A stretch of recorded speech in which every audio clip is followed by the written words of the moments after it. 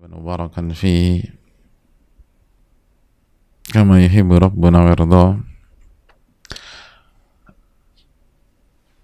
ونشهد أن لا إله إلا الله وأن محمدا رسول الله ونصلي ونسلم على نبينا محمد وعلى آله وصحبه ومن سار على نهجه بإحسان إلى يوم الدين وبعد. Bismillah, alhamdulillah. Hadirin yang Allah muliakan, ibu-ibu sekalian, karena ini kajian wanita maupun bapak-bapak yang ikut kajian ini, karena kajian ini bebas untuk diikuti siapapun dan setiap kita pasti terkoneksi dengan wanita di lingkungan dan keluarga kita biidznillah. Maka untuk semua pihak, marilah kita memulai kajian kita dengan meminta pertolongan kepada Allah dan minta keberkahan. Semoga Allah Subhanahu wa taala memberikan ilmu yang bermanfaat bagi kita, merubah diri kita menjadi lebih baik, dan semoga Allah Subhanahu wa taala memberikan taufiknya kepada kita untuk bisa mengamalkan apa yang kita bahas, dan semoga Allah Subhanahu wa taala menerima seluruh amal ibadah kita. Amin ya rabbal alamin. Sebagaimana kita memuji dan memuja Allah Subhanahu wa taala atas segala nikmat dan karunia yang Allah berikan kepada kita, nikmat yang nggak bisa mungkin kita bisa hitung, khususnya nikmat iman dan nikmat ilmu yang dengannya kita mendapatkan kebahagiaan di dunia maupun di akhirat.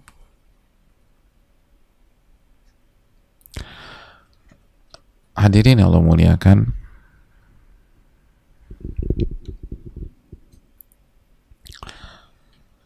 pada kesempatan kali ini kita akan bersama sebuah sabda dari Nabi SAW, sebuah hadis yang memberikan harapan bagi wanita,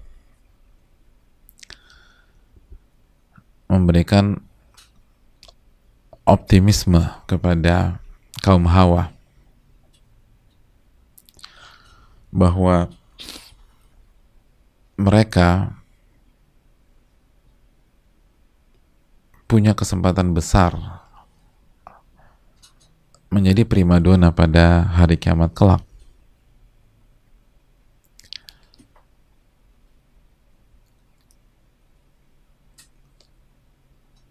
Mereka punya kesempatan besar mendapatkan kenikmatan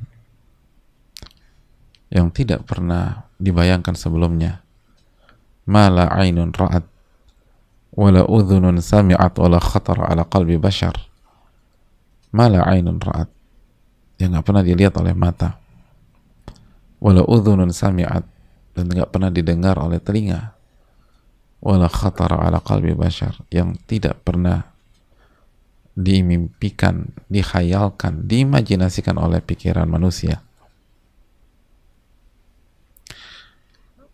Dan itu Allah persiapkan untuk hamba-hambanya yang soleh, sebagaimana firman-Nya di atas, a'datu li ibadiyas salihin, aku persiapkan untuk hamba-hambaku yang soleh. Oleh karena itu, ibu sekalian,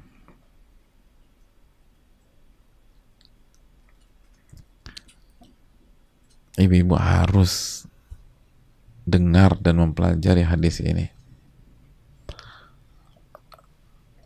Mempelajari hadis ini seperti menu yang nggak boleh dilewatkan, harus dipilih, karena ini kuncinya. Karena Nabi SAW memberikan caranya gimana tuh bisa masuk ke sana.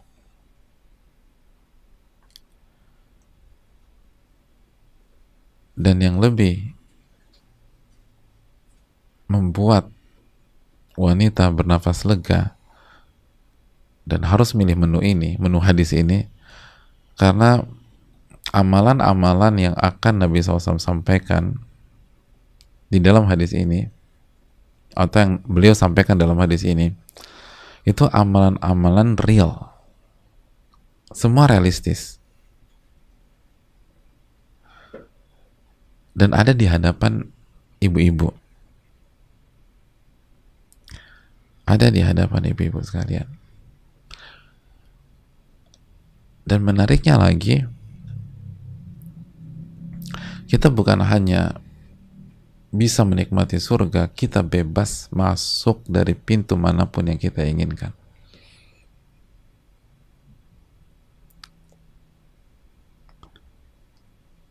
Memberikan kesempatan seorang wanita bebas masuk surga dari pintu surga yang ia inginkan.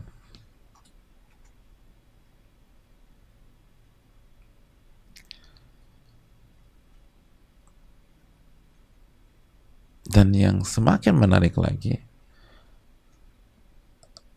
amalan-amalan tersebut di samping realistis, itu bisa dilakukan oleh para wanita dan ibu-ibu sekalian. Bahkan seringkali nggak perlu pakai biaya sama sekali. Mau yang kaya, mau yang miskin bisa.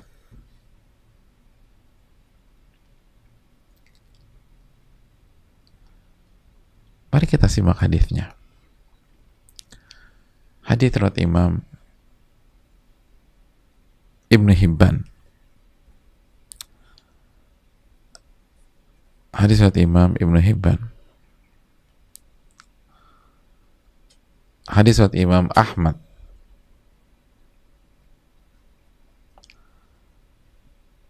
Dalam hadis riwayat Al-Imam Ibnu Hibban, Nabi SAW bersabda, "Idza shallatil mar'atu khamsaha."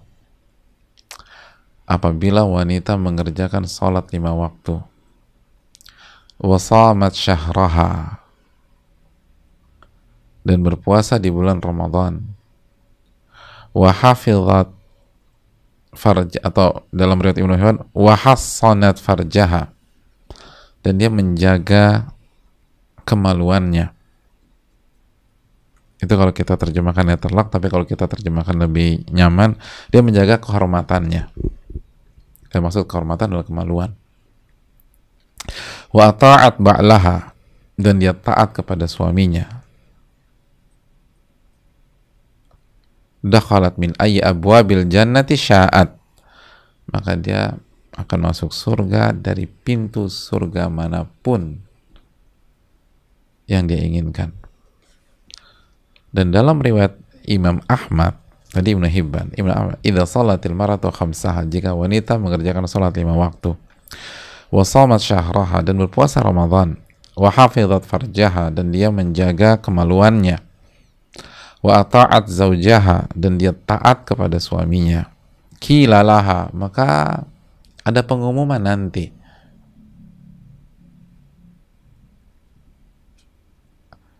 Ada pengumuman yang disampaikan kepada dia. Allahu Akbar. Disampaikan kepada dia di hari kiamat. Apa pengumumannya? Udkhulil jannata min ayyi abwabiha syi't. Masuklah ke dalam surga min ayyi abwabil jannati syi'ti, dari pintu manapun yang kamu mau. Subhanallah. Dari pintu manapun yang kamu mau. Coba khayalkan sejenak, ibu-ibu sekalian. Apabila kita beruntung dan mendapatkan kesempatan, ada pengumuman qila laha, disampaikan kepada dia, udkhulil jannata, masuklah ke dalam surga dari pintu manapun yang kamu inginkan. Allahu Akbar. Kita yang banyak dosa, ibu-ibu sekalian. Kita yang bergelang maksiat.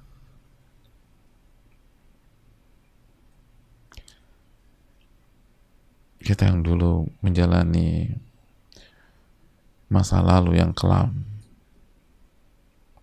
yang isi kehidupannya adalah dosa, dosa, dosa, dosa, dosa.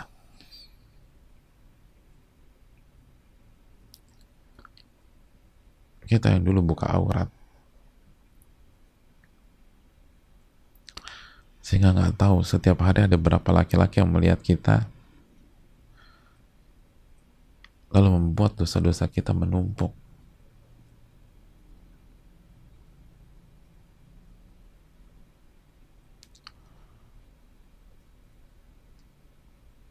Kita, dan kita. Lalu hadis ini datang di hadapan kita dan menawarkan bukan hanya masuk surga, tapi masuk surga dari pintu manapun yang kamu inginkan. Hadirin yang Allah muliakan. Dan kalau kita ulang lagi, mari kita ulang lagi. Semua amalan-amalan realistis. Sholat 5 waktu. Berpuasa Ramadan. Menjaga kemaluan. Dan taat kepada suami. Semua realistis. Kata Syekh Abdul Razak bin Abdul Muhsin Al-Abbad, kita nggak butuh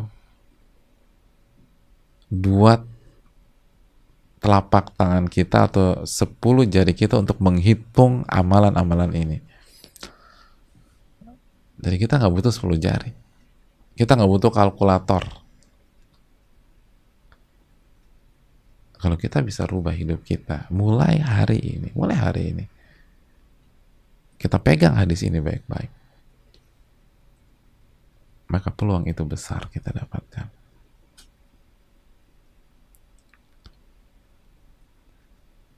Dan semoga Allah ampuni seluruh dosa-dosa kita pada masa lalu.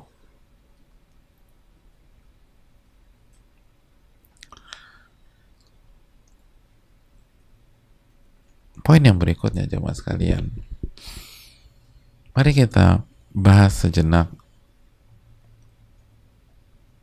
amalan-amalan tersebut dengan segala keterbatasan kita. Yang pertama, menjaga sholat. Idza shallatil mar'atu khamsaha, jika seorang wanita sholat 5 waktu. Dan yang dimaksud adalah sholat 5 waktu atau sholat wajib ketika mereka bersih dari haid atau nifas. Adapun kalau seorang wanita haid atau nifas, maka kita tahu bersama dia tidak mengerjakan sholat, bahkan tidak boleh mengerjakan sholat. Kalau dia mengerjakan sholat, dia maksiat kepada Allah.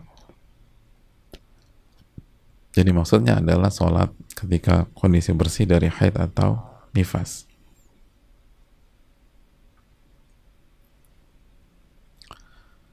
Maka jaga sholat, jemaah sekalian. Jaga sholat. Jangan melalai-lalaikan sholat. Dan pegang sholat 5 waktu. Ya Allah, Nabi kita SAW baik banget sama ibu-ibu sekalian. Nabi nggak bicara rawatib. Nabi nggak bicara duha. Nabi SAW nggak bicara sholat sunnah wudhu. Nabi SAW tidak bicara tahajud, nggak bicara witir. Nabi SAW menyatakan idza shallatil mar'atu khamsaha, jika seorang wanita menjaga sholat 5 waktunya, mengerjakan sholat 5 waktu.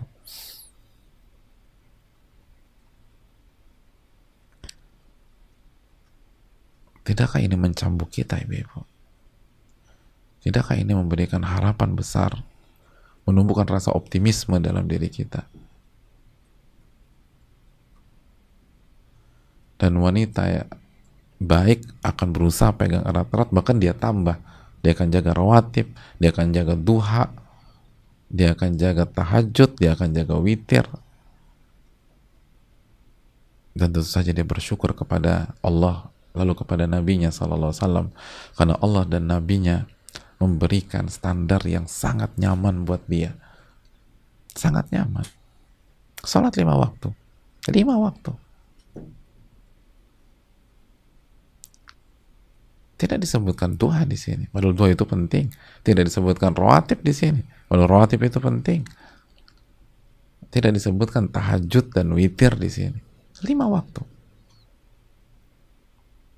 5 waktu saja. Masa nggak dapat juga 5 waktu? Masa gagal juga?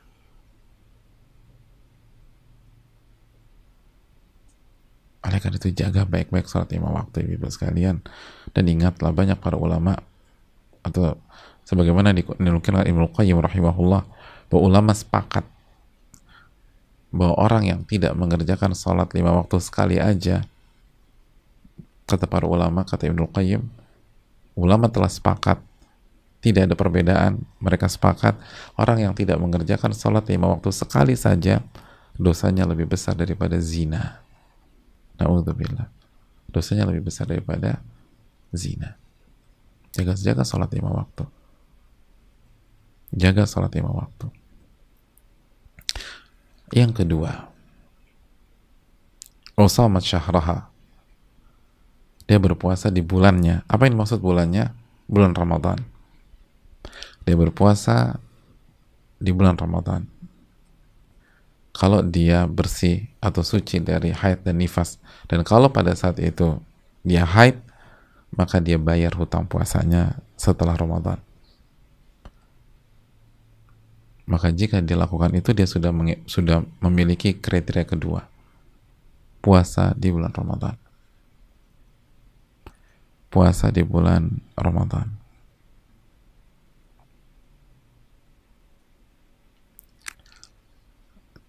Enak banget ya cuma puasa.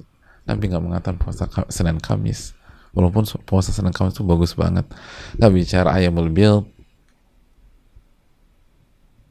nggak bicara Arafah, Ashura, nggak bicara memperbanyak puasa di bulan haram, memperbanyak puasa di bulan Sya'ban.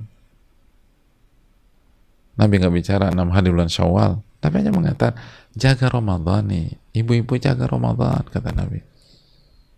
Kalau dia puasa di bulan Ramadan, qasamat syahraha. Clear? Kita masuk ke kriteria berikutnya. Wa hassanat farjaha, dan dia menjaga kemaluannya. Dia jaga kemaluannya.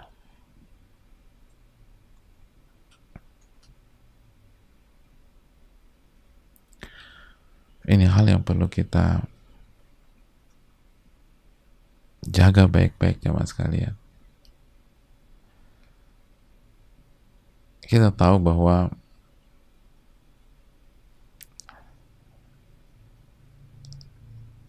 seringkali yang duduk di kursi pesakitan ketika terjadi perzinahan dan perselingkuhan adalah suami. Tapi anggap saja suami salah. Tapi bukankah suami berzina dengan wanita? Jadi ya laki-lakinya salah, wanita juga salah. Kalau misalnya laki-lakinya nggak benar segala macam, tapi kalau semua wanita menjaga kemaluannya, kan nggak akan ada perzinaan ridho sama ridho. Adanya perzinaan ridho sama ridho karena kedua belah pihak tidak menjaga kemaluan. Oleh karena itu jangan jaga kemaluan. Ibu sekalian yang ingin masuk surga, yang tahu diri dosanya banyak dulu, dan sekarang berusaha membuka lembaran baru, harga mati jaga kemaluan. Jaga kemaluan.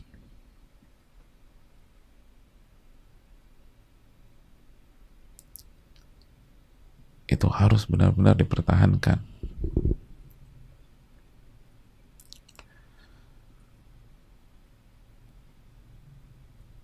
Jamaah yang Allah muliakan,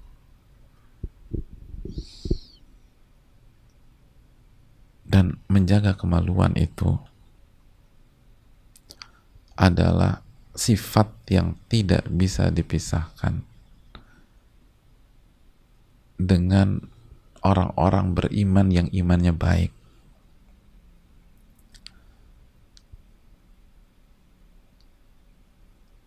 Yang senantiasa mendapatkan keberuntungan di kehidupannya. Allah berfirman dalam surat Al-Mu'minun ayat 5. Coba kita buka Al-Mu'minun ayat 5 jemaah.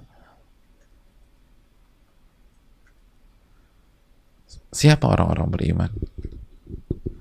Siapa orang-orang beriman? Di dalam ayat 5 Allah menjelaskan bahwa salah satu ciri-ciri dan salah satu karakter yang nggak bisa dipisahkan, pola hidup yang nggak bisa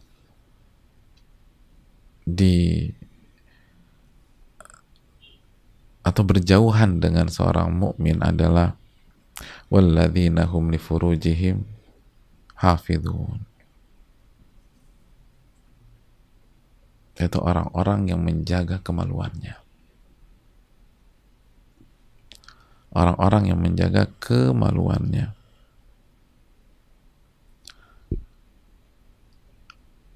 Itu orang-orang beriman.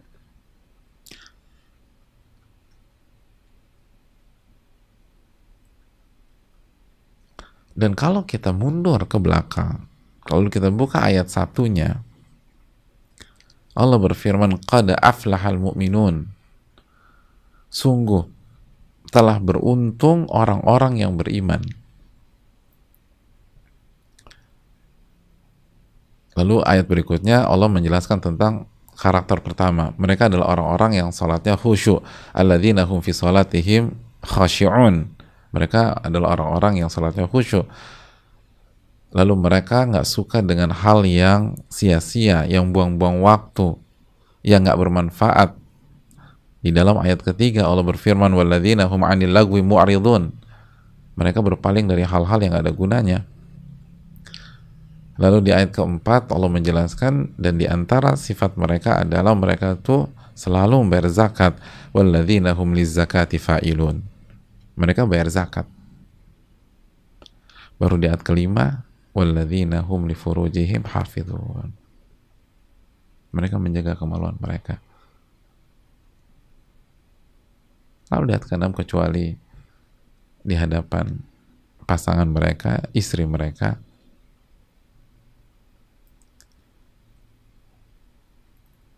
dan hamba saya di zaman itu, atau di zaman hamba saya. Oleh karena itu wanita yang menjadi calon penghuni surga dan bisa masuk dengan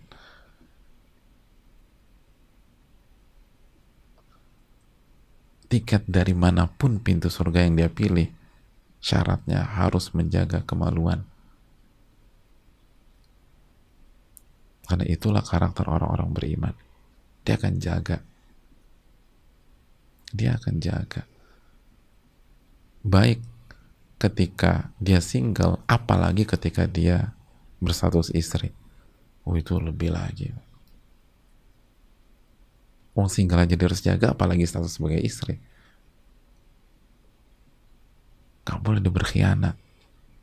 Dia akan hancurkan semuanya.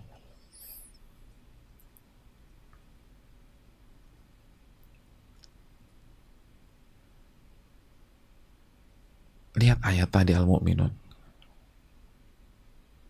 Menjaga kemaluan itu salah satu kunci keberuntungan bagi orang-orang beriman. Artinya apa?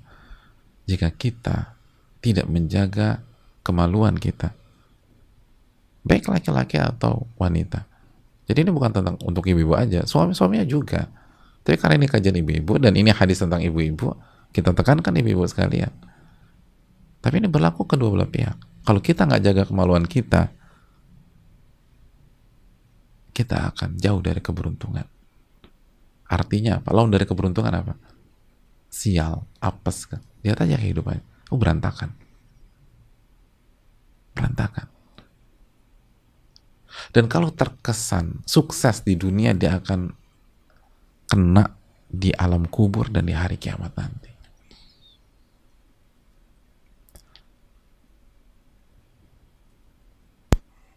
Oh sial. Ya betapa banyak rumah tangga hancur berantakan gara-gara perselingkuhan satu kali. Perzinahan, gak jaga kemaluan, rumah tangga hancur. Yang dibangun belasan tahun, yang dibangun puluhan tahun, hancur sehancur-hancurnya. Betapa banyak anak benci sama orang tuanya gara-gara tidak menjaga kemaluan. Bayangkan kasih sayang yang dipupuk, ditumbuhkan selama puluhan tahun, hancur semuanya gara-gara tidak menjaga kemaluan. Dan dia akan mendapatkan kesialan dari banyak sisi. Oh, nggak berkah hidupnya. Nggak berkah hidupnya. Apalagi kalau sudah berstatus istri. Jadi kalau single aja nggak berkah tuh hidup. Dibales sama Allah. Nggak berkah. Sampai dia bertobat kepada Allah. Sampai dia bertobat kepada Rabbul Alamin. Dia nggak jaga kemaluan. Oh, hidupnya hancur. Mungkin karirnya sukses, tapi yang lain berantakan. Dia nggak dapat ketenangan, dia nggak dapat kebahagiaan. Berantakan.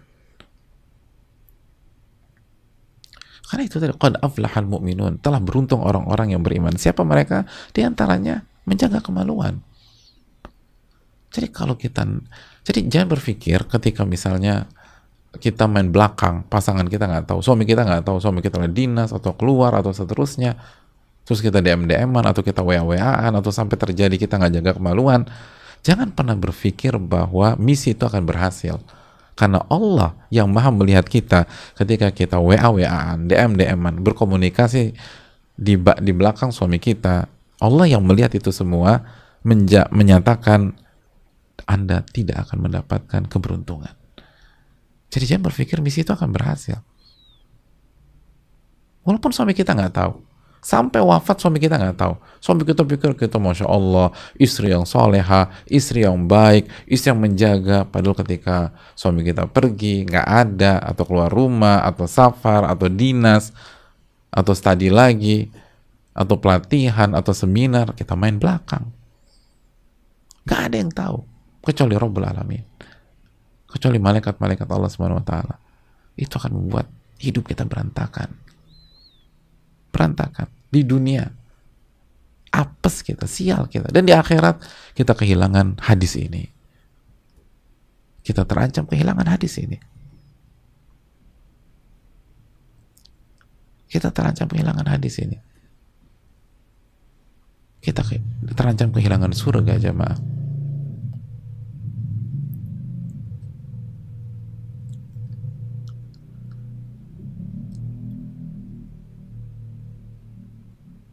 Cuman gara-gara kenikmatan sesaat, kenikmatan beberapa menit, oh berantakan. Dan jangan berpikir kesialan atau keapesan di sini hanya tentang penyakit menular atau penyakit kelamin menular karena hubungan seks, bukan. Itu mah cuma salah satu hukuman. Ada banyak cara lo buat. Ada banyak cara Allah buat. Qad aflahal mu'minun.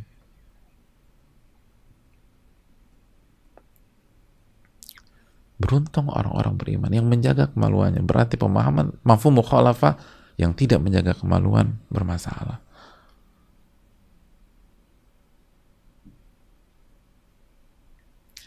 Dan jamaah sekalian, menjaga kemaluan itu lebih umum daripada zina, mohon maaf, penetrasi. Kita semua tahu lebih umum daripada menjaga atau daripada tidak berzina yang bermakna penetrasi. Lebih umum. Betapa banyak orang tidak menjaga kemaluannya tapi dia nggak berzina dalam arti dia tidak penetrasi. Tapi jelas dia berikan kemaluannya kepada bukan suaminya dengan cara-cara yang tidak patut kita bicarakan di forum seperti ini. Sekali lagi, itu membuat apes. Makanya dari apes atau apes atau sial yang terlihat, misalnya kepergok, dia lagi check in di sebuah kamar, kepergok, ketahuan, kebaca WA-nya, sampai apes dan kesialan yang menurut logika manusia nggak ada hubungannya dengan kasus itu. Tapi apa? Tapi Allah berfirman, wa ma asabakum min musibatin fabima kasabat aydikum. Apapun yang menimpa kalian itu karena dosa dan perbuatan kalian. Surat Asy-Syura ayat 30. Mungkin kita nggak merasa, enggak, skandal aku baik-baik aja, tenang-tenang aja. Oh iya, yakin Allah bisa buat masalah di arah selatan Anda karena Anda tidak menjaga kemaluan dari arah utara Anda, atau utara kenanya di selatan, masalahnya di utara kenanya di timur atau barat. Apa susahnya bagi Allah?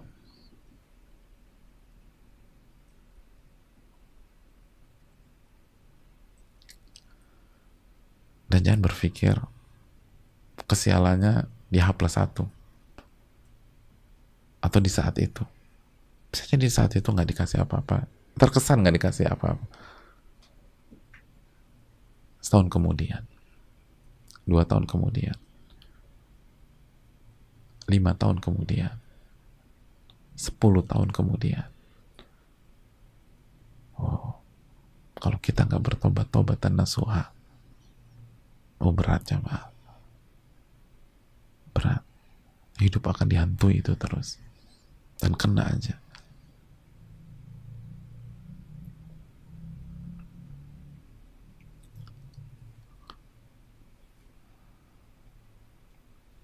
Maka jaga kemaluan.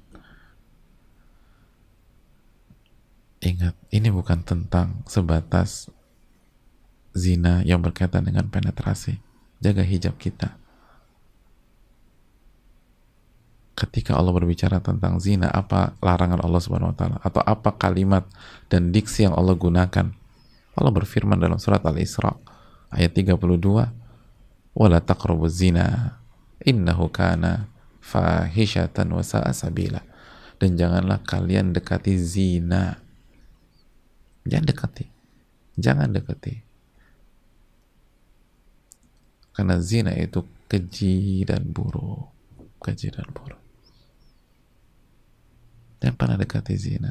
Zina itu keji dan buruk. Jangan pernah dekati. Jangan pernah mulai DM-an.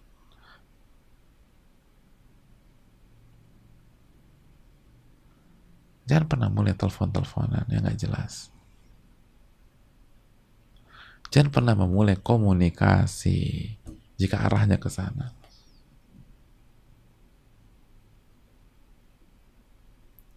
Jika hidup kita mau beruntung, gitu aja. Kalau hidup mau beruntung, lalu nanti di akhirat kita dapat pengumuman, masuklah dari pintu surga manapun yang Anda inginkan, jaga.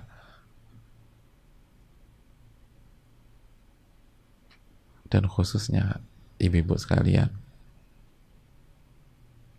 khususnya ketika kita sudah menikah, jangan pernah coba-coba.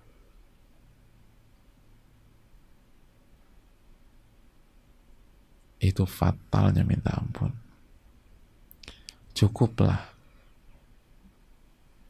kita kebayang betapa fatalnya dosa ini, bahwa Allah dan Rasulnya menerapkan hukuman mati kan, apabila syarat-syaratnya terpenuhi dan dilakukan oleh pemerintah yang sah.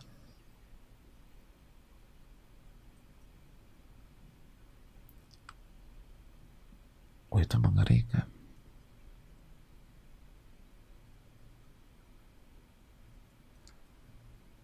Itu yang perlu kita camkan. Dan bagi yang belum menikah, itu hukumannya cambuk 100 kali. Lalu diasingkan 1 tahun. Diasingkan.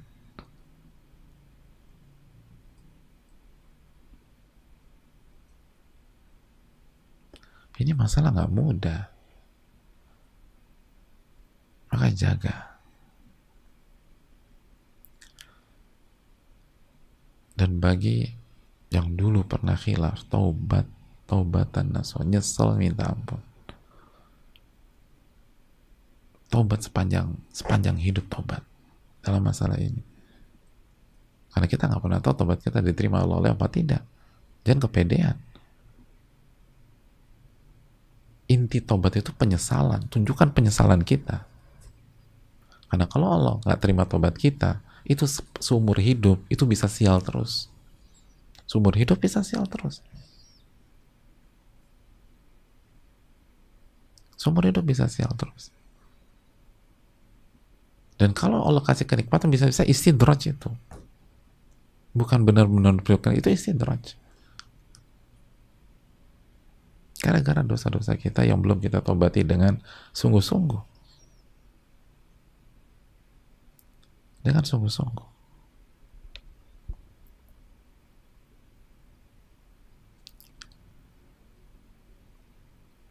Jadi, simpel aja deh.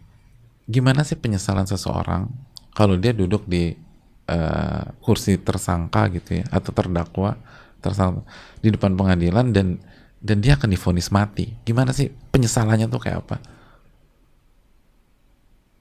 Nah, coba lakukan hal gitu. Bukan santai, iya tuh dulu aku tuh begini ya, biasa ketawa, hahaha.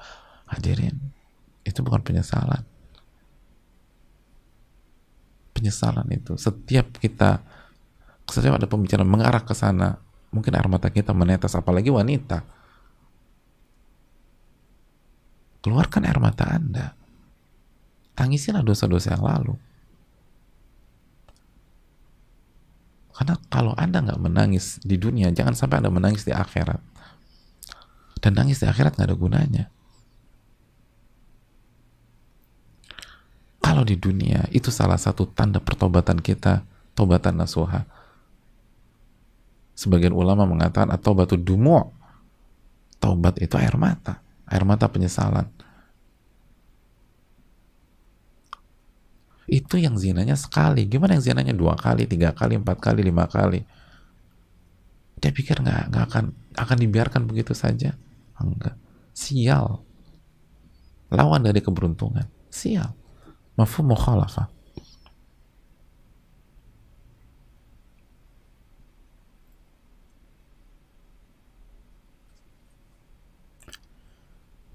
Dan kepuncak dari kesialan adalah jika dia gagal masuk surga pada hari kiamat kelak. Dia gagal masuk surga pada hari kiamat kelak.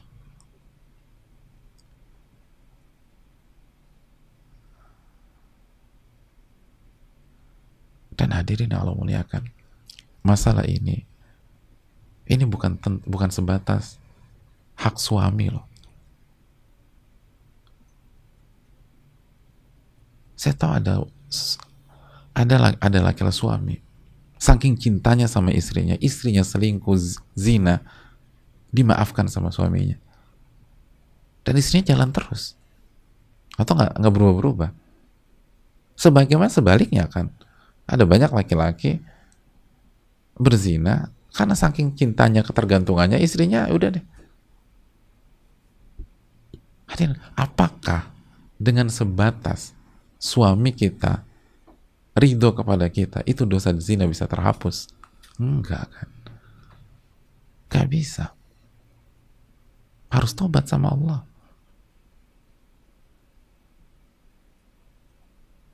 Karena ini hak Allah Jalla wa'ala. Ini hak Allah. Sebelum jadi hak suami kita, ini hak Allah Subhanahu wa ta'ala. Kalau nanti kalau nggak taat sama perintah suami, lalu suami maafkan, ridho, udah aman. Tapi masalah zina, jaga kemaluan, ini hak Allah. Sebelum hak suami. Ada sebagian orang, tenang aja Ustadz, suami saya ridho kok ini. Tapi dia nggak ada merasa bersalah sama sekali. Dia nggak sujud minta ampun sama Allah Subhanahu wa ta'ala.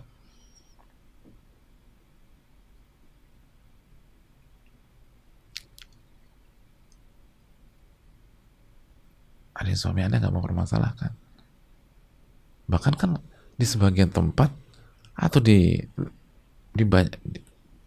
dengan gaya hidup bebas lebih nggak masuk akal lagi, sampai tukar pasangan. Itu suaminya ridho apa enggak? Suaminya ridho, tukar pasangan. Apakah berarti dia bebas melakukan apapun karena alasannya suami saya ridho? Loh enggak. Ini hak Allah. Ini hak Allah Jalla wa'ala.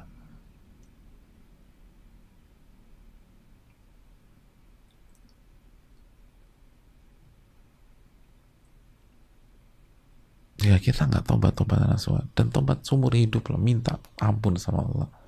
Karena bisa jadi kesialan kita di hari-hari ini itu gara-gara kejadian waktu dulu. Dan sebagian wanita merasa amannya gimana? Dulu waktu aku berzina sama suamiku juga Ustadz, tapi sebelum kita married, itu tadi poinnya. Emangnya karena Anda berzina dengan laki-laki yang akhirnya jadi suami Anda, itu masalah clear? Oh enggak. Jangan pernah berpikir demikian. Itu hak Allah.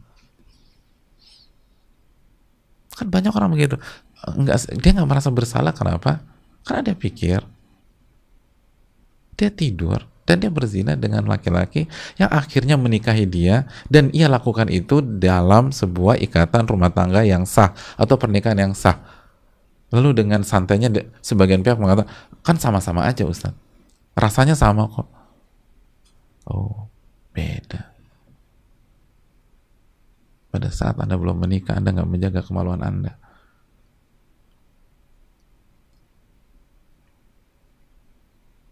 Anda melakukan dosa besar.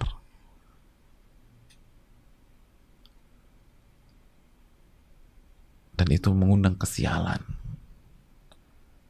Dan bisa menggagalkan harapan Anda mendapatkan pintu surga yang Anda ingin pilih sesuka hati Anda pada hari kiamat kelak. Kan berpikir dengan orang yang sama yang menikahi kita pada akhirnya, bahwa semuanya impas, semua biasa, semua ini karena ya laki-laki yang meniduri aku ya akhirnya jadi suamiku. Enggak.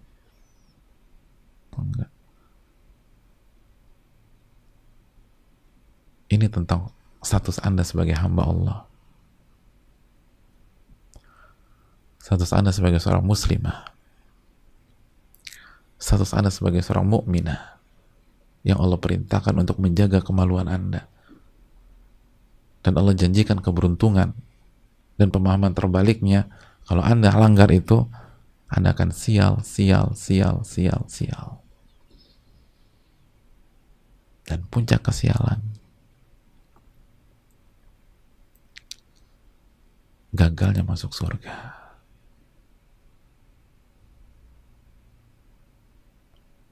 Gagalnya masuk surga.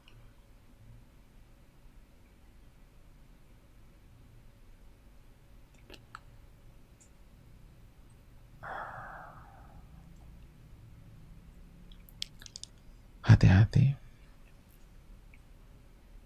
Dan khususnya setelah berumah tangga, setelah kita berstatus istri, fatal. Demi Allah fatal.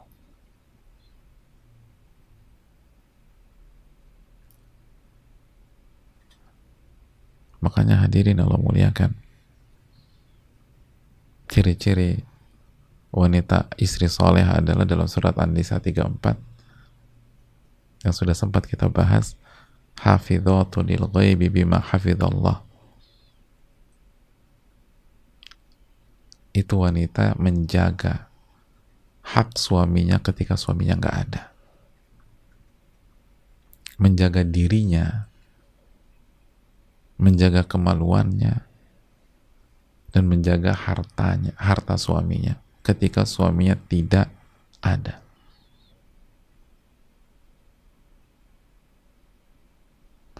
Karena kalau itu dilanggar tambah parah. Oh, kalau single aja sial, apalagi ini berkaitan dengan hak suami. Apalagi jika karena hal tersebut suami kita tidak ridho dengan kita. Aduh, udah nggak jaga kemaluan, berzina, lalu suami kita nggak ridho. Kita buat suami kita nggak ridho gara-gara hal simpel aja, jamaah ibu-ibu. Itu sholat nggak naik ke Allah Subhanahu Wa Taala. Sholat kita nggak melewati telinga kita. Nanti kita akan bahas hadisnya biidznillah ta'ala. Apalagi kasus kayak beginian. Aduh. Kita ngecewain suami kita hal biasa, biasa nih, normal. Itu sholat nggak sampai ke Allah.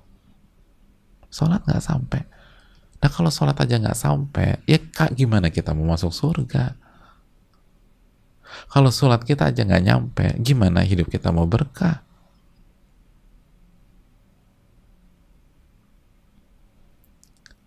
Apalagi kita khianati dalam hal yang paling sensitif dalam rumah tangga. Kita selingkuh di belakang dia, di belakang suami kita, itu fatal, luar biasa.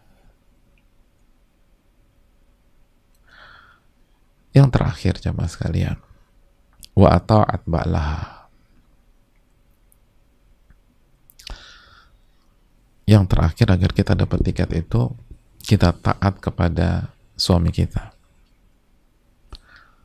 Kita taat kepada suami kita.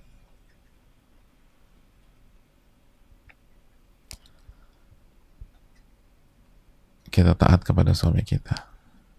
Dan yang dimaksud taat kepada suami, taat kepada suami apapun perintah suami kecuali jika maksiat atau mengajak kepada maksiat.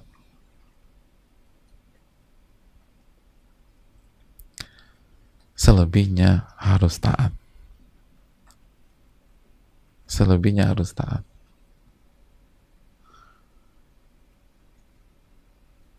Satu-satunya pengecualian, satu-satunya kondisi di mana kita boleh nggak taat jika diperintah untuk maksiat atau dalam kemaksiatan, itu nggak boleh taat. La ta'ata li makhlukin fi ma'siyati khaliq. Tidak ada ketaatan kepada makhluk jika bermaksiat kepada Allah. Selebihnya wajib taat. Dan insya Allah di pertemuan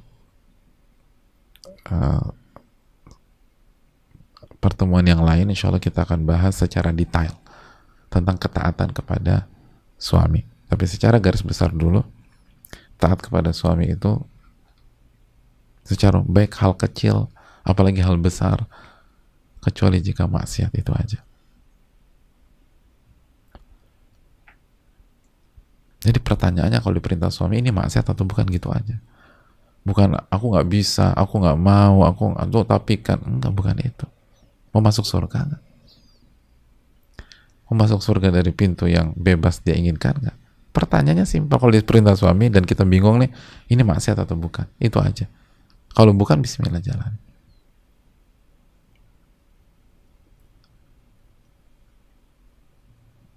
Bukan, tapi aku nggak bisa.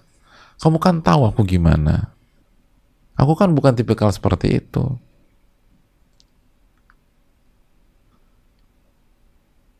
Bukan. Pertanyaan simpel, mau masuk surga atau enggak? Mau masuk surga atau tidak?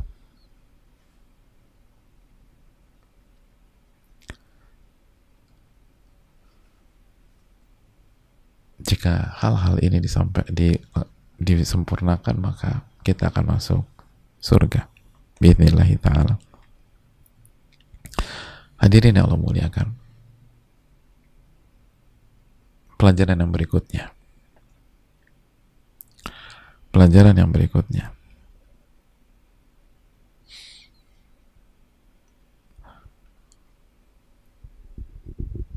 hadis ini mengundang tanda tanya. Kemana kewajiban-kewajiban yang lain? Kenapa nggak disebutkan? Sebagai contoh, mana zakat? Apakah wanita dengan bebas nggak perlu bayar zakat? Mana haji? Bukankah wanita juga wajib naik haji? Mana kewajiban-kewajiban yang lain? Jamaah yang Allah muliakan, camkan baik-baik bahwa ternyata ada rahasia besar dari 4 amalan di atas. 4 amalan di atas. Kata para ulama, sebagaimana bisa dicek dalam kitab Tanwir Syarah Jamil Shagir, 4 amalan di atas. Apa saja 4 amalan di atas? Ibu-ibu udah lupa? Udah lupa gimana masuk surga? Salat 5 waktu, terus puasa Ramadan. Yang ketiga, menjaga kemaluan. Yang keempat, taat kepada suami. Itu kata para ulama, ummahatu af'alil khair. Ini induk-induk kebaikan. Induk-induk kebaikan. Jadi di antara amal-amal induk-induk kebaikan. Fa'idha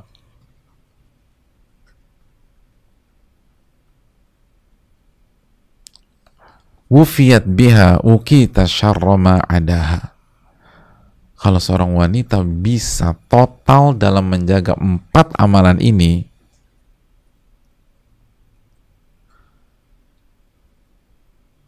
maka insya Allah dia akan bisa juga mengerjakan yang lainnya dan terjaga dari keburukan yang lainnya. Jadi pegang 4 ini, yang lain bisa dilalui insya Allah. Pegang 4 amalan ini, yang lain bisa dilalui.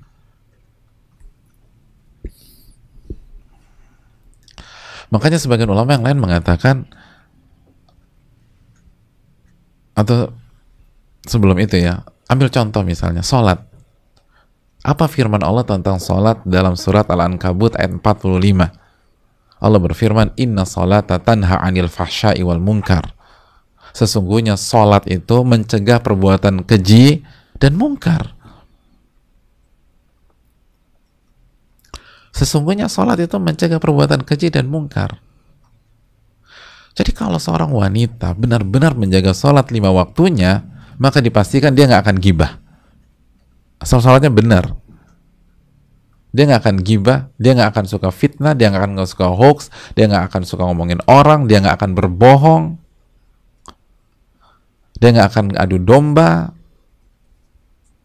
dia akan jaga lisan di hadapan laki-laki yang bukan mahramnya, dia nggak akan umbar auratnya, tanha anil fahsya'i wal munkar, mencegah perbuatan keji dan mungkar. Dia akan jaga semuanya. Makanya 4 amal ini nggak main-main. Ini induknya, ini diantara induk-induk kebaikan. Seorang wanita bisa pegang ini, aman. Jadi jangan berpikir, oh berarti 4 aja dong Pak Ustadz. Berarti asal aku 4 ini aku boleh gibah dong. Aku tuh so hobi ngomongin orang. Kayaknya tuh mulut gatel kalau ngomongin orang.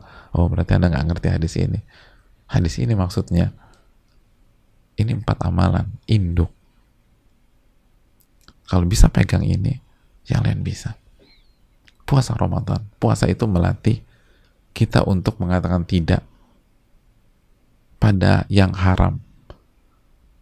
Dan ketika lagi puasa, jangankan yang haram, yang mubah aja kita tolak. Ketoprak, mubah. Tapi ketika ditawarkan tanggal 3 Ramadan, jam 10 pagi, kita akan tolak.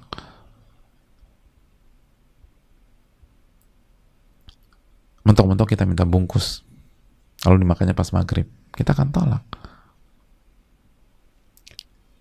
Jadi ini kontrol nafsu. Begitu ini nafsu bisa kontrol, yang lain itu mudah. Begitu dia hasanat farjaha, menjaga kemaluan. Dia akan, dan jaga kemaluan berarti tidak mendekati zina, dia akan jaga tubuhnya, dia akan jaga jarak, dia akan jaga lisan, bahkan dia akan bertahan, dia akan pertahankan itu kehormatan atau kemaluannya. Bahkan sebagian ulama fikih, tadi belum kita sebutkan, sebagian ulama fikih, jamaah ibu-ibu sekalian, berkaitan dengan menjaga kemaluan, itu apapun ancamannya harus kita pertahankan kemaluan kita atau harus kita jaga. Berbeda dengan harta, beda dengan uang.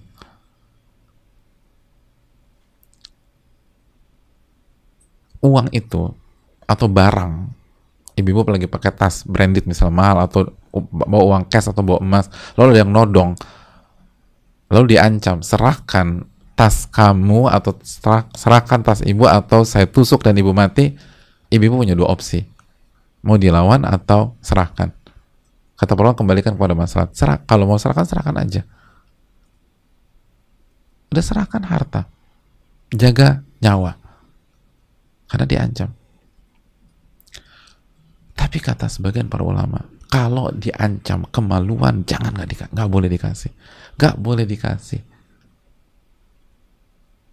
Ada seorang laki-laki mengancam seorang wanita, dia ingin memperkosa atau menidurinya, kalau nggak ditusuk atau dibunuh atau lawan, kata para ulama, nggak boleh dikasih. Kalau kemaluan tidak boleh, nggak ada excuse. Dan kalau wanita itu wafat, mati syahid. Man qutila duna irdihi fahuwa syahid. Barang siapa yang wafat karena memperjuangkan kehormatan atau kemaluannya, maka dia mati syahid. Jadi itu bedanya. Kemaluan ini luar biasa, harus dijaga, makanya ibu sekalian. Jadi kalau diancam mau dibunuh harus dijaga, apalagi cuman rayuan dalam tanda kutip. Ini harus dipertahankan berdarah-darah. Makanya kan sebagian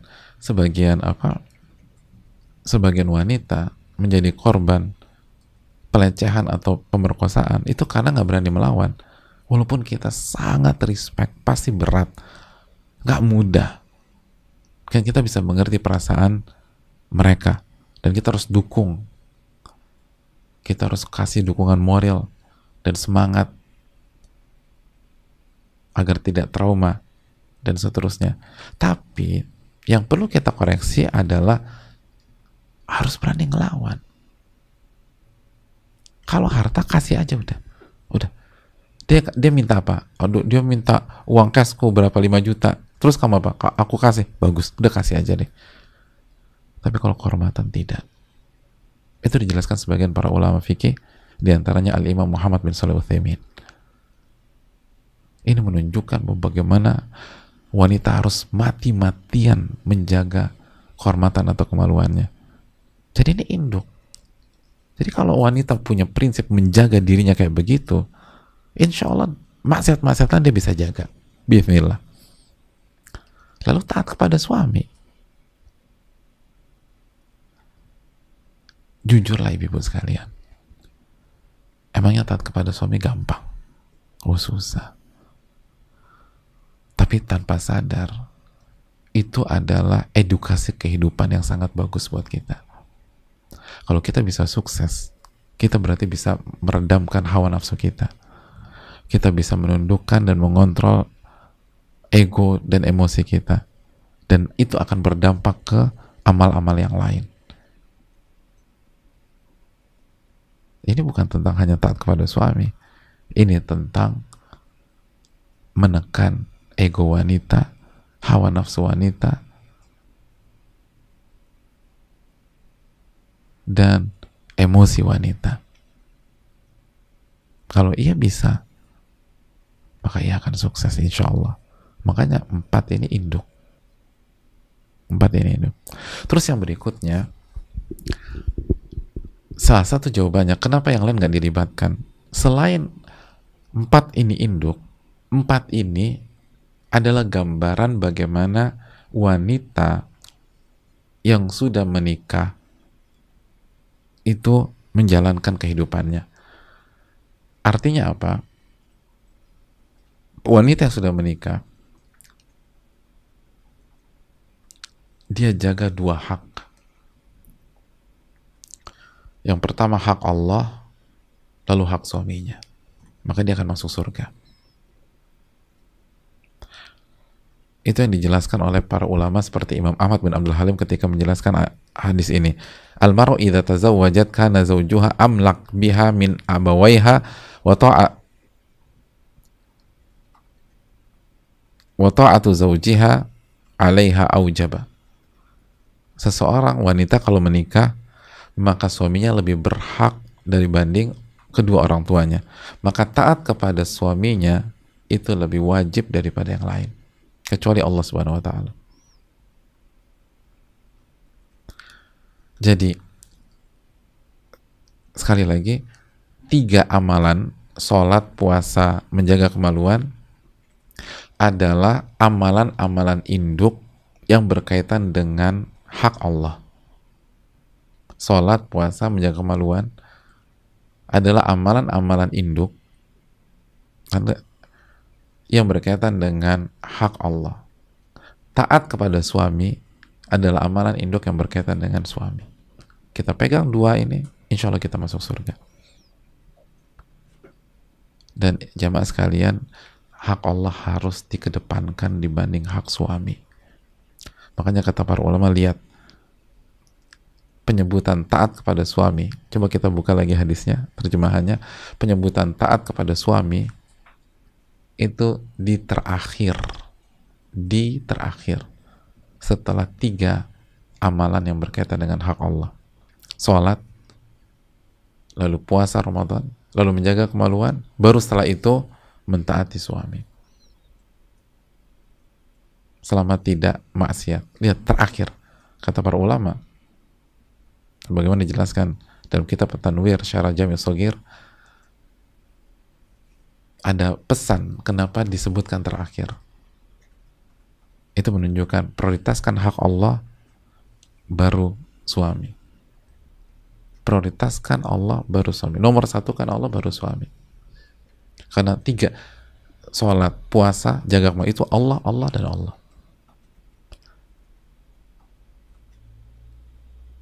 Kenapa demikian?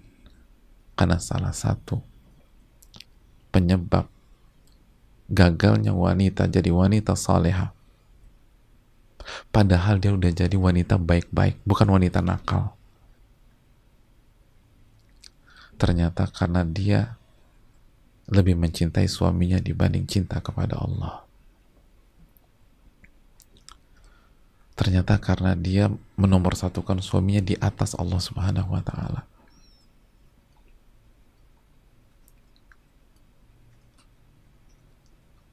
Hadis ini pesan, kata sebagian para ulama, lihat, sholat, puasa, lalu jaga kemaluan, 3 hak Allah, baru 1 hak suami,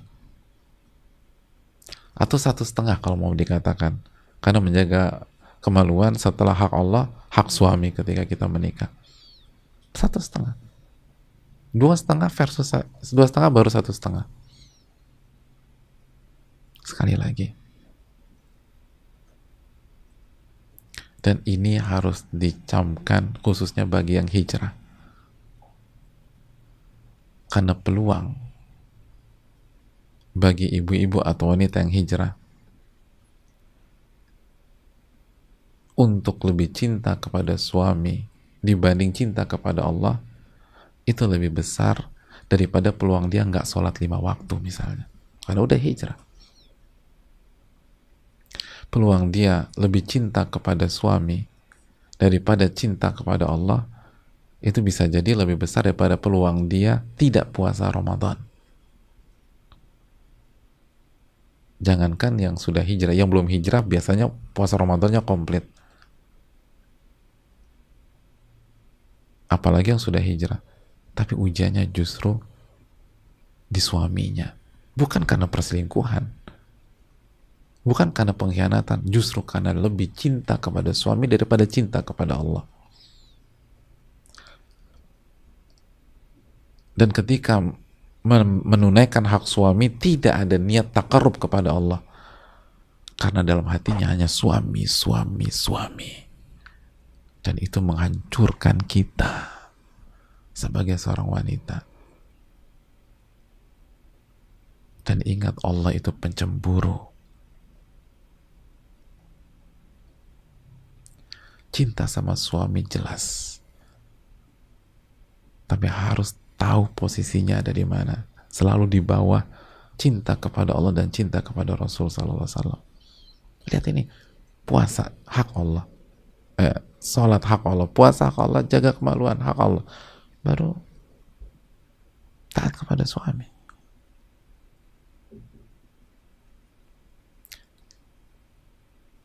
Inilah keterangan sebagian para ulama yang berusaha kita sarikan dengan segala keterbatasan kita. Semoga ibu-ibu sekalian bisa masuk surga dari pintu yang diinginkan. Kita buka sedikit waktu untuk sesi tanya jawab. Wassalamualaikum warahmatullahi wabarakatuh. Semoga kita dapat ilmu yang bermanfaat.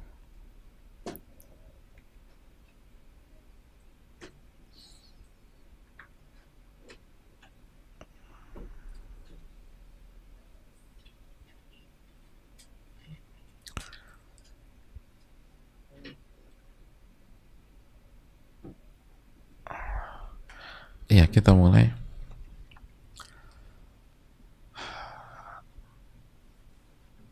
Kenapa pertanyaan pertama, pertanyaan kedua, pertanyaan ketiga, pertanyaan keempat, pertanyaan ketiga itu jam 9 lewat 13, 9 lewat 14, 9 lewat 15, padahal kajiannya baru jam 1. Pertanyaannya udah datang dari jam 9.13. Ini nyolong start berarti. Kalau di lomba lari, ini diskualifikasi. Alhamdulillah kita nggak lomba lari. Insya Allah kita jawab kalau kita tahu ilmunya. Allah ta'ala bisa jawab. Oke, pertanyaan pertama yang jam 9.13 nyolong start, tapi nggak apa-apa. Assalamualaikum warahmatullahi wabarakatuh. Waalaikumsalam warahmatullahi wabarakatuh. Ana seorang istri, qadarullah pada saat ta'aruf dan dengan segala keterbatasan ilmu yang Ana miliki, ada beberapa poin yang Ana kurang detail dalam penyampaiannya kepada beliau, sehingga ketika menikah suami pun kecewa dengan fisik Ana. Semua permasalahan yang Ana alami bermula dari masalah fisik Ana yang tidak disukai oleh suami, dari mata minus, gigi berlubang, dan lain-lain. Sampai akhirnya suami terus mencari kekurangan yang Ana miliki. Selama 1 tahun lebih ini Ana berusaha memperbaiki penampilan Ana. Alhamdulillah ada progresnya Ustadz, namun tidak banyak. Tapi suami tidak memberikan respon yang begitu baik terhadap progres Ana, karena beliau mau progres yang cepat dan sesuai keinginan beliau. Sampai akhirnya Ana berada di titik di mana Ana merasa bahwa rumah tangga Ana dengan suami sudah tidak sehat lagi karena kurangnya komunikasi di antara kami. Setiap diajak bicara suami menolak dengan alasan lagi-lagi fisik Ana. Diajak bicara menolak karena fisik. Ada hubungannya ya? Tapi kalau itu Pak, dibuat hubungan aja. Sampai Ana tanya sama suami, rumah tangga ini sebenarnya mau dibawa kemana? Namun jawaban beliau sangat menyakitkan hati Ana, dan akhirnya kami sampai pada titik di mana kami memutuskan untuk berpisah karena khawatir akan terus-terusan saling menyakiti dan bertambah dosa-dosa kami disebabkan tidak bisanya kami menunaikan hak dan kewajiban masing-masing. Saat ini kami masih mencoba bicara kepada kedua orang tua kami. Pertanyaannya, apakah keputusan kami yang kami ambil ini sudah tepat Ustadz? Karena kami khawatir salah dalam mengambil keputusan. Mohon solusi nasihatnya Ustadz. Jazakallahu khair. Afwan kalau terlalu panjang Ustadz, agar jelas semuanya. Ya, terima kasih atas pertanyaan. Sedih sekali ya jemaah ya. Dan mungkin sebagian ibu-ibu banyak yang gemes nih baca pertanyaan seperti ini. Mungkin sebagian langsung dasar laki-laki gitu ya. Tapi enggak Kak. Ibu-ibu di sini insya Allah baik-baik semua. Amin.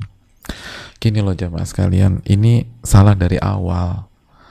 Salah dalam proses, atau yang biasa diistilahkan hari ini proses ta'aruf.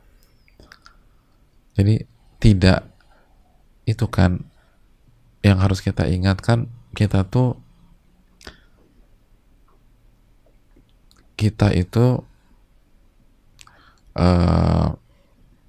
tidak setuju dengan pacaran sebelum menikah. karena penuh dengan kemaksiatan. Tapi juga solusinya bukan proses yang sangat prematur sebelum pernikahan, akhirnya menimbulkan kekecewaan, ketidakpuasan yang sebenarnya itu dibahas para ulama ketika proses sebelum menikah. Tapi karena kita tidak melalui itu, dan sebagian dengan alasan agar tidak berzina atau tidak fitnah, padahal itu ada dalam, dan itu juga tidak mengarah ke zina dan tidak menimbulkan fitnah insya Allah jika dilakukan secara proporsional. Akhirnya terjadinya setelah menikah efeknya, dan itu banyak banget. Itu yang kita sedihkan dan kita miriskan, dan semoga kita terjaga dari hal-hal tersebut ya. Alhamdulillahilladzi afana mimma btalaha bihi wa faddalana ala katsirin mimman khalaqa tafdila. Tapi ini harus jadi bahan introspeksi bagi kita semua, baik yang bertanya maupun yang mau berproses, atau ibu-ibu yang punya anak. Hati-hati dengan proses yang prematur atau proses yang terlalu cepat, dalam arti cepat itu nggak ada waktunya, tapi maksudnya adalah proses yang tidak komplit, itu poinnya mungkin. Bukan terlalu cepat, tidak komplit. Kalau komplit, ya jangan ditunda-tunda. Kalau bisa besok nikah, nikahin aja besok. Prosesnya cuma 1 hari. Tapi semuanya komplit. Tapi kalau belum komplit, semua yang diinginkan, dan semua yang dijelaskan para ulama, hati-hati. Karena bisa berdampak setelah nikah nanti. Dan itu kejadian banyak. Dan akar masalahnya karena ketidaktahuan ilmu kita tentang proses tersebut, dan hanya modal semangat aja. Kita apresiasi, kita hargai semua pihak yang semangat untuk tidak terjatuh pada sarana perzinaan, semua pihak yang semangat untuk menempuh jalan yang tidak pacaran. Tapi kalau tidak komplit akan menimbulkan masalah berikutnya. Itu yang pertama. Yang kedua, jamaah sekalian,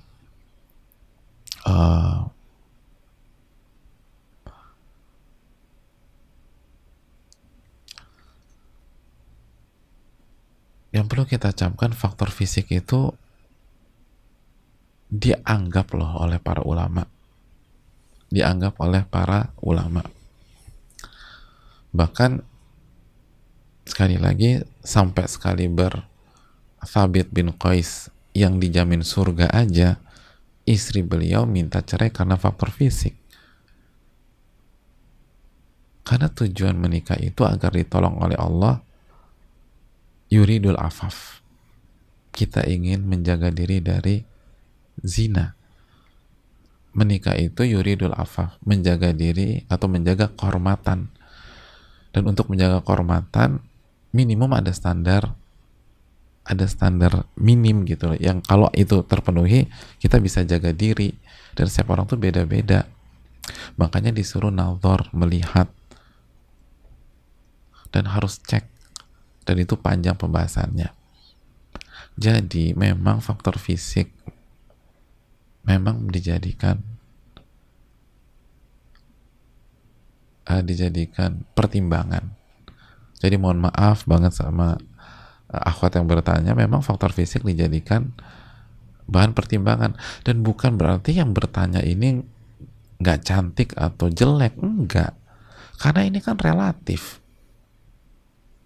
Sangat besar kemungkinan bagi seorang laki-laki, sebut saja Abdullah, ini wanita biasa banget, dia nggak tertarik sama sekali, bahkan nggak mau dia dekat-dekat sama wanita ini. Sebut saja Mawar nih wanita. Abdullah kalau ditanya Mawar cantik nggak? Enggak sama sekali. Mau proses? Enggak mau. Tapi bagi Abdurrahman, ya Allah, Mawar itu Mawar udah. Ismun ala musamma, kalau kata orang Arab. Fisiknya kayak namanya udah indah, udah Mawar, indah gitu. Padahal mukanya mawar ketika dilihat Abdullah dengan mukanya mawar ketika dilihat Abdurrahim atau Abdurrahman sama aja. Dia nggak pakai topeng. Tapi ya fisik itu relatif dan subjektif. Jadi fisik di apa, diakui, dijadikan bahan pertimbangan. Tapi jangan minder bagi yang bertanya atau wanita-wanita yang lain atau laki-laki yang merasa fisiknya nggak nggak oke. Nggak oke itu kan versi siapa gitu loh. Ya versi saya, iya versi saya. Nanti kalau belum tentu versi seorang wanita gitu, kalau kita laki-laki mengatakan kita nggak tampan, atau sebaliknya, nggak cantik itu versi siapa ibu-ibu? Ya versi aku, Pak Ustadz, aku kan tahu diri. Lu belum tentu di mata seorang laki-laki nanti Mbak terlihat nggak cantik, bisa jadi cantiknya minta ampun. Padahal kita udah nggak pede. Kalau ditanya bagian tubuh mana yang paling buat nggak pede, ada wanita bilang hidung. Kenapa? Karena pesek. Dia terus terang aja. Kalau nggak percaya ukur aja pakai penggaris. Aku udah coba. Hidungku paling pesek dari satu angkatan, Pak Ustadz. Bayangkan, bukan satu kelas, satu angkatan waktu sekolah.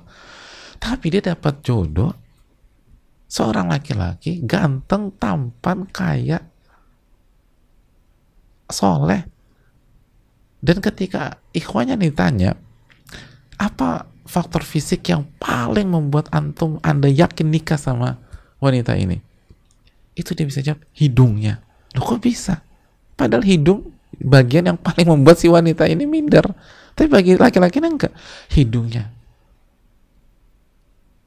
Kok bisa sih? Padahal dia minder. Wah, bagi saya hidungnya, ya Allah.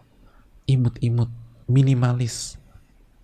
Ini yang paling mungil, Masya Allah. Bayangkan 3 kata semua indah-indah. Minimalis, mungil, imut-imut. Itu kan nama lain dari pesek, coba sekalian. Tapi dilihat dari kacamata yang terpukau gitu loh. Jadi udah deh. Intinya mohon maaf, fisik memang diperhitungkan, tapi jangan minder. Fisik itu beda-beda. Fisik beda-beda. Fisik itu beda-beda. Dan unik. Dan unik. Dan mata laki-laki, mata wanita, di antara laki-laki wanita beda. Itu poin. Itu poin. Wallahu ta'ala misal. Iya kan, sebagian orang bilang kulit putih itu Masya Allah. Nah, saya tahu ada banyak laki-laki itu suka wanita kulit hitam atau kulitnya gelap, katanya eksotis. Dan saya tahu ada banyak wanita yang punya paras cantik itu suka sama laki-laki yang kulitnya hitam atau gelap.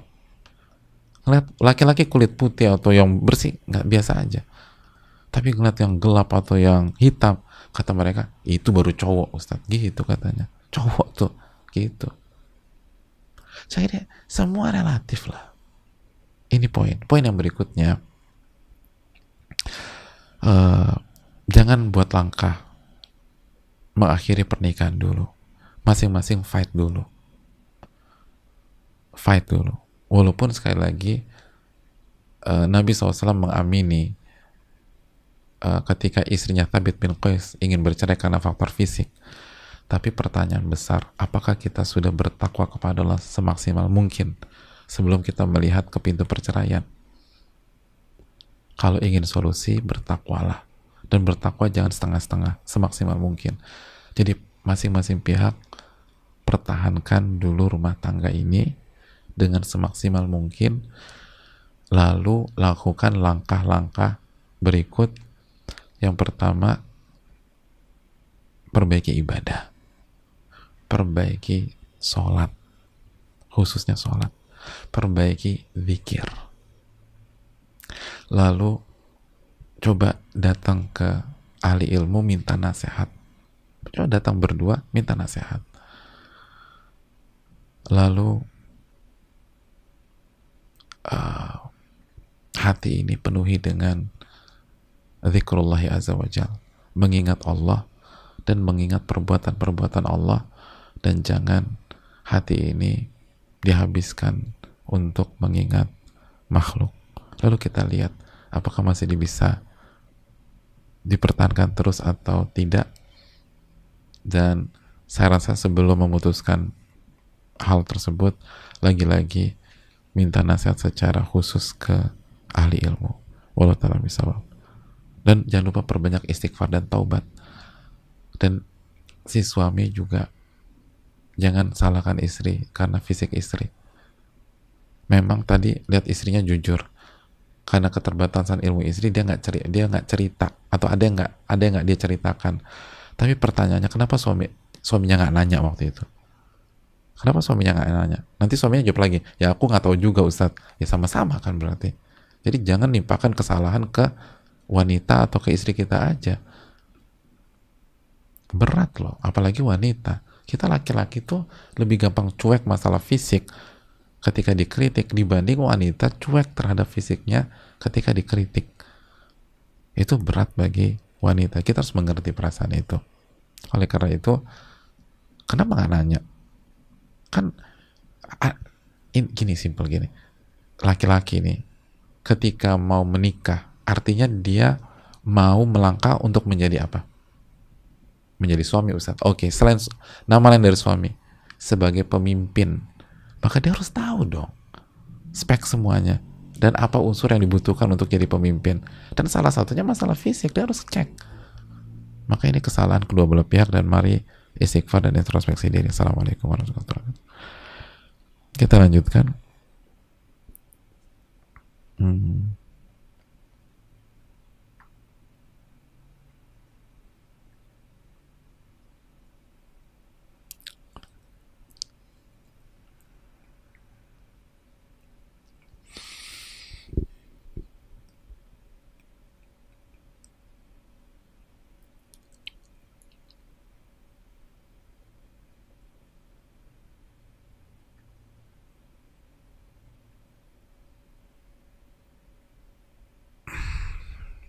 Assalamualaikum Pak Ustadz. Waalaikumsalam warahmatullahi wabarakatuh. Semoga Pak Ustadz, keluarga, dan tim serta seluruh umat Islam senantiasa mendapatkan rahmat kasih sayang Rabbul Alamin. Amin ya Rabbal Alamin.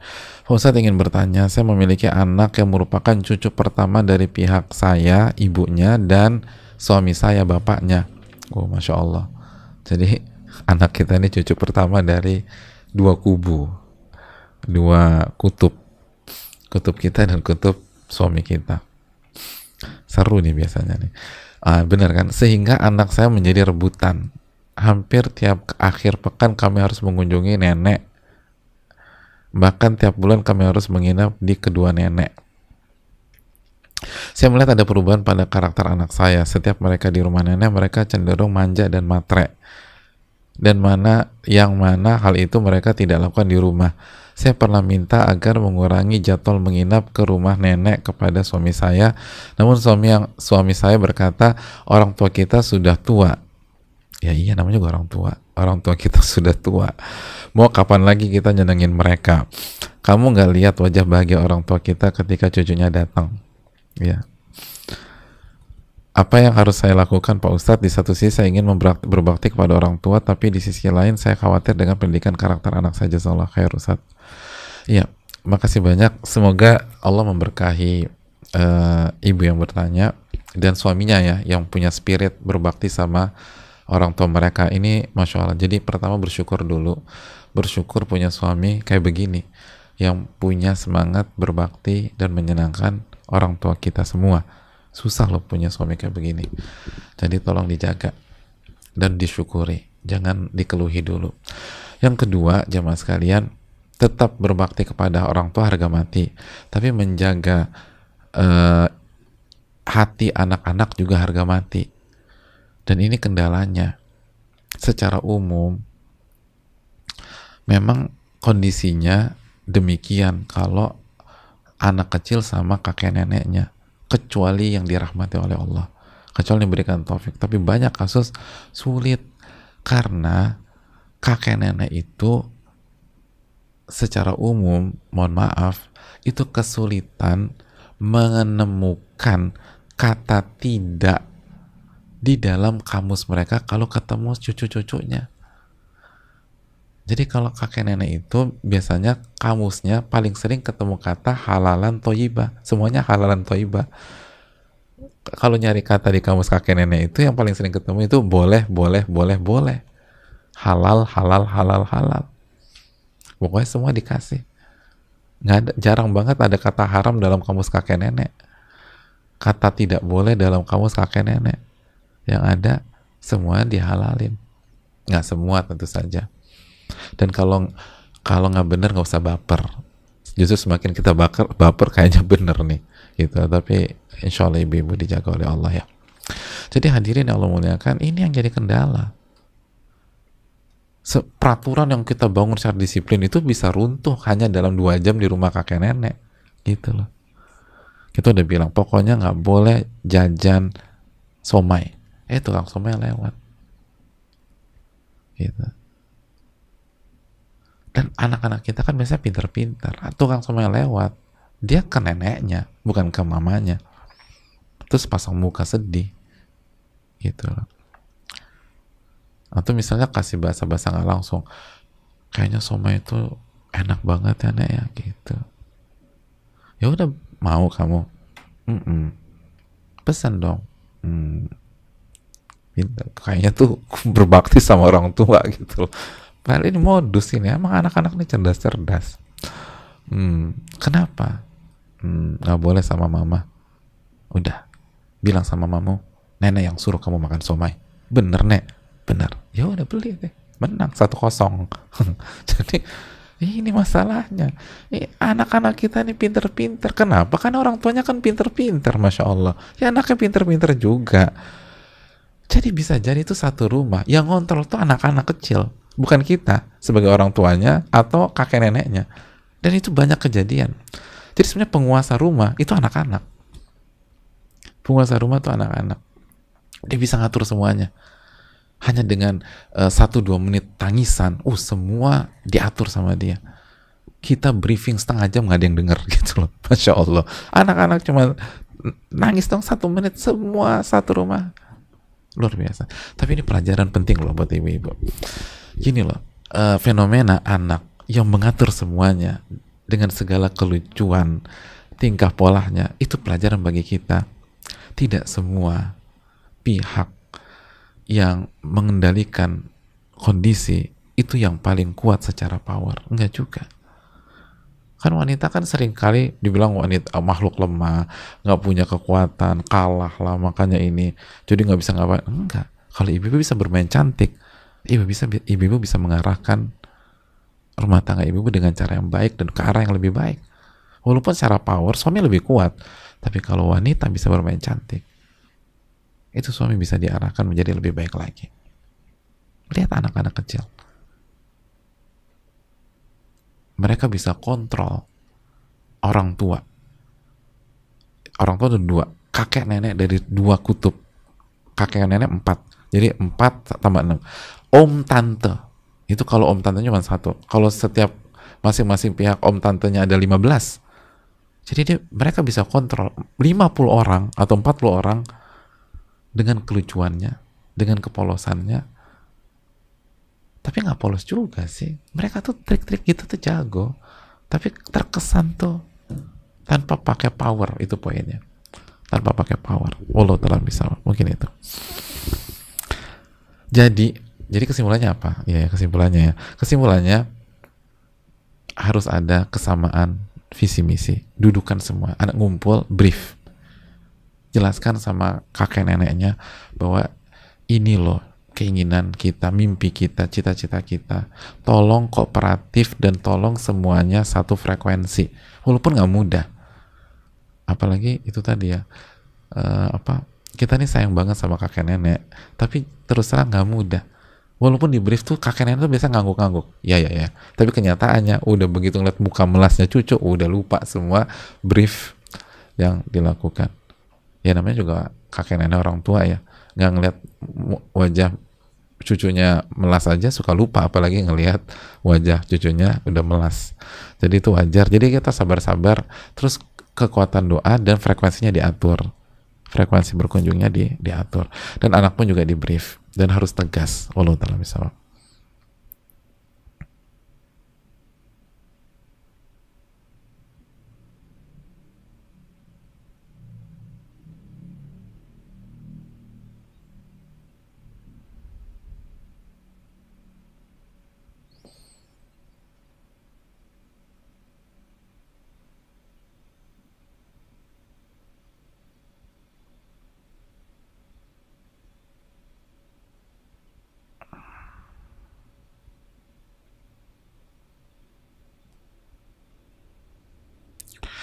Assalamualaikum warahmatullahi wabarakatuh. Perkenalkan saya dengan Fulana.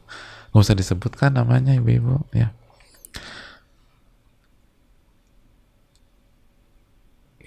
Ingin bertanya berkaitan dengan tema kajian hari ini. Saya sudah memiliki suami, tetapi suami saya sudah berkali-kali ketahuan selingkuh dan saya maafkan dan dia berjanji tidak akan mengulanginya lagi, dan saat ini saya menghadapi hal yang sama. Dalam hati saya tidak bisa meneruskan rumah tangga ini lagi Ustadz karena terlalu sering dan berat, dan kali ini dia sudah berhubungan jauh dengan selingkuhannya. Apakah saya berdosa apabila minta berpisah? Apakah saya masih bisa masuk ke dalam surga dari pintu mana saja? Terima kasih atas waktunya Ustadz. Yang pertama, sekali lagi, apalagi ini berkaitan dengan suami kita, jangan sebut nama. Untung saya tadi Allah kasih taufik untuk ngeh. Kalau tadi Allah nggak kasih taufik, saya main baca aja. Ini kan small world jamaah sekalian. Ini media sosial. Jangan-jangan kita pikir nggak ada yang kenal aku. Mertuanya ikut kajian ini, iparnya ikut kajian ini, temennya ikut kajian ini, orang yang suka sama dia ikut kajian ini juga, misalnya. Akhirnya ketahuan. Hati-hati. Jadi jangan gampang buka identitas kita, apalagi ini berkaitan dengan masalah rumah tangga ya. Tapi mungkin penanya belum tahu, jadi ini sebagai pengingat aja. Hadirin sekali lagi, masalah perselingkuhan, zina dalam rumah tangga itu fatal dan sangat fatal. Bahkan Allah yang berfirman dalam surat Ar-Rum ayat 3, coba baca surat Ar-Rum ayat 3. Allah berfirman, az-zani la yankihu illa zaniyatan aw musyrikah. Laki-laki pezina itu tidak menikah kecuali dengan wanita pezina atau wanita musyrik. Wa zaniyatu la yankihuha illa zanin aw musyrik. Dan wanita pezina tidak akan menikah kecuali, atau tidak akan dinikahi kecuali oleh laki-laki pezina atau wanita musyrik atau laki-laki musyrik. Terus closing statementnya apa? Wa hurrima dzalika 'alal mu'minin. Dan hukum menikah dengan pezina itu haram. Haram. Hukum menikah dengan pezina itu haram. Dan satu-satunya cara untuk menghilangkan status zina itu tobatan nasuha. Nah, bagaimana kalau suami kita belum tobat? Sebaiknya masalah gini didiskusikan kepada ahli ilmu, atau kalau belum nggak bisa juga pengadilan agama sebelum memutuskan perkara sepelik ini. Tapi kalau pertanyaan masih bisakah masuk ke dalam surga dari pintu mana saja, insya Allah masih bisa, asal kita tobatan nasuha. Loh, kan suaminya, ya nggak apa-apa. Emangnya istri nggak ada kesalahan? Tobatan nasuha, jaga diri kita, insya Allah bisa. Wallahu ta'ala bishawab.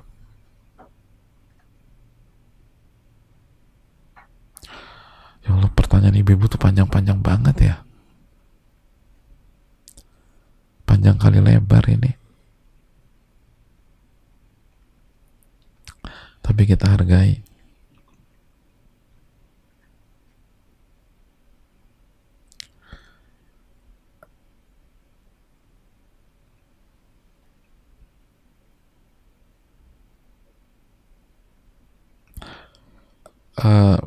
Bismillah, izin bertanya Ustadz, salah satunya wanita yang dijamin masuk surga adalah yang rela berpoligami. Jika suami memaksa istri untuk tidak sedih karena ketika dirinya berpoligami dan mengancam akan menikah lagi terus jika dirinya bersedih, apakah memang itu termasuk poligami sesuai syariat? Apa yang dikatakan benar-benar siap seorang suami jika ingin berpoligami? Ya, terima kasih. Jawabannya ya, dari angle gini loh ibu-ibu, dari angle bahwa poligami adalah syariat Allah Subhanahu Wa Taala dan kita nggak boleh menolak agama Allah Subhanahu Wa Taala. Dan poligami adalah syariat para nabi dan rasul, bukan hanya Nabi SAW saja. Nabi dan rasul, Nabi Ibrahim, Nabi Sulaiman dan seterusnya. Dan ini yang perlu kita camkan bersama-sama. Kan Allah mengatakan fala wa rabbika la yu'minun hatta yuhaqqimuka fi ma syajara bainahum thumma la yajidu fi anfusihim harajan mimma qadaita wa yusallimu taslima. Demi Allah mereka tidak akan beriman sampai mereka menjadikan Rasul sebagai pemutus di tengah-tengah mereka, dan ketika ada keputusan tidak ada rasa sesak, tidak ada rasa sempit, tidak ada rasa berat. Dan salah satu keputusan Nabi dalam masa rumah tangga dibukanya pintu poligami. Jadi nggak boleh ada rasa sempit, rasa sesak, rasa kesal dan seterusnya. Wa yusallimu taslima, dan kita serahkan ini kepada Allah Subhanahu Wa Taala dengan penyerahan yang total. Itu maksudnya. Jadi maksudnya kalau tidak harus menerima poligami yang sesuai dengan syariat ya. Tapi kalau maksud poligami di sini poligami yang prematur, poligami yang salah, poligami yang tidak sesuai dengan kriteria dan tidak siap dan ada cacat dan seterusnya, maka istri boleh untuk menyatakan ketidaksetujuannya. Bukan tidak setuju terhadap syariat Allah, tapi tidak setuju karena syariat ini dilakukan bukan oleh pihak yang tepat atau tidak sesuai dengan standar yang diinginkan Allah dan Rasulnya. Karena kalau poligami dilakukan tanpa kriteria yang matang, itu bisa berantakan semuanya. Apabila seorang suami tidak bisa berlaku adil lalu nekat ke sana, itu bisa hancur dua-duanya jamaah. Dan istri punya hak untuk menasehati atau menyuarakan masukan untuk seperti ini. Dan sebaiknya hindari cara mengancam, apalagi ngancamnya mau nikah lagi. Gak ada hubungannya nikah lagi karena istri sedih gitu loh. Itu nggak ada sinkron. Tolong evaluasi, jangan pakai cara-cara yang tidak kondusif dan bisa membuat Allah nggak ridho dan akhirnya Allah nggak berkahi pernikahan kita. Tapi ketika suami kita nggak tepat dalam sikap-sikapnya ini, solusinya juga bukan kita salahkan dia. Bukan benar, kamu tuh nggak benar, kamu tuh kamu salah. Nggak, masing-masing introspeksi, masing-masing beristighfar dan masing-masing bertobat kepada Allah Subhanahu Wa Taala. Mungkin itu.